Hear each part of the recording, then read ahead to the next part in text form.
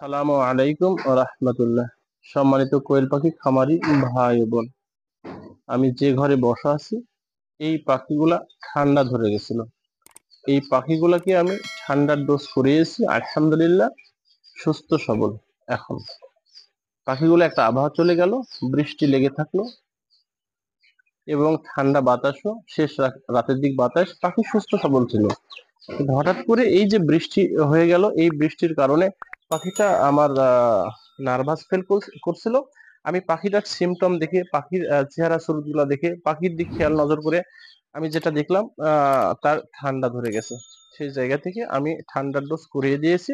আজকে 3 দিন পার হয়েছে।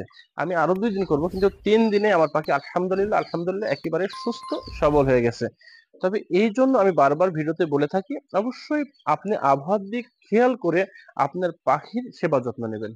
প্রয়োজন হলে আবহাওয়া চেঞ্জ হয়ে গেছে, আপনি না পারলে পার্শ্ববর্তী কোনো ডাক্তার ডাক্তারের কাছ থেকে পরামর্শ নেন, অথবা খামারির কাছ থেকে পরামর্শ নেন যে এখন তো আবহাওয়া চেঞ্জ হয়েছে, বৃষ্টি হয়ে গেল, এখন কি করতে হবে।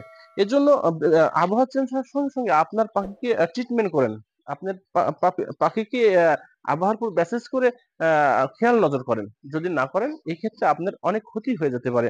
এখানে অনেক পাখি রয়েছে, আপনি দেখতে পাচ্ছেন না তো, অনেক পাখি রয়েছে, কিন্তু অনেক পাখি।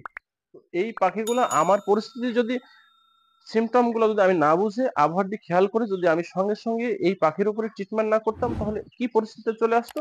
তো যাক, যেটা আমি করছিলাম, আমি এই পাখিগুলাকে এটিভেট ব্যবহার করেছি, সাথে ডক্সিসাইক্লিন, প্যারাসিটামল এবং টিডিকফ, এই 4টা মেডিসিন আমি এই পাখিকে সেবন করানোর ফলে আলহামদুলিল্লাহ আজকে 3 দিন একেবারে সুস্থ সবল। তারপরেও আমার একটা নিয়ম আছে, আমার পাখি সুস্থ সবল হলেও আরো 2-1 দিন আমি ধরে করাই। কারণ পাখি সুস্থ হয়ে গেছে, তারপরেও আমি 2-1 দিন আরো বেশি অতিরিক্ত দিই। যে পরের সময়গুলো আমি অতিরিক্ত দিব, অবশ্যই এই সময়গুলো অবশ্যই আমি পাখিকে মাত্রাগুলা, মানে মেডিসিনের যে মাত্রাগুলো কমাই দিই, পানির মাত্রাটা বাড়াই দিই পরের যে 2 দিন আমি করব। এর জন্য আমি আপনাদের বলবো, সম্মানিত কোয়েল খামারি ভাই ও বোনেরা, অবশ্যই অবশ্যই আপনার এতটুকু ভুলের কারণে আপনার বড় ধরনের ক্ষতি হয়ে যেতে পারে।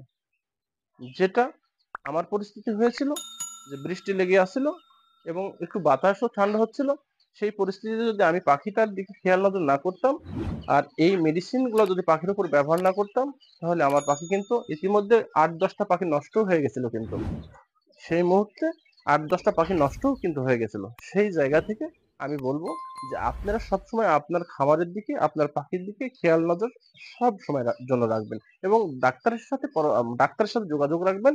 পার্শ্ববর্তী কোনো আপনার পুরনো যারা খামার আছে, অভিজ্ঞ যারা খামার আছে, অবশ্যই তাদের সাথে আলোচনা করে তাদের প্রয়োজন হলে খামারে ডেকে এনে আপনার পাখি দেখাবেন, আপনি যদি নতুন হয়ে থাকেন।